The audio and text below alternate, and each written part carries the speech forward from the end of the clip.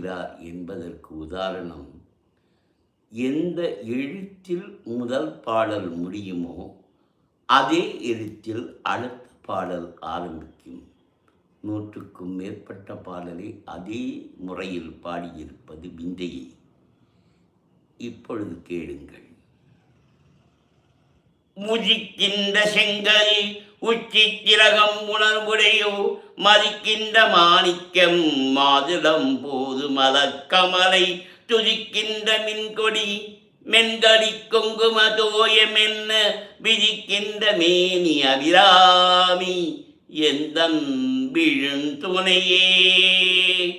துணையும் தொழும் தெய்வமும் பெற்ற தாயும் சுருதிகளின் பனையும் கொழுந்தும் பதிகொண்ட வேரும் பனிமல பூங்கனையும் கருப்பு சிலையும் மென்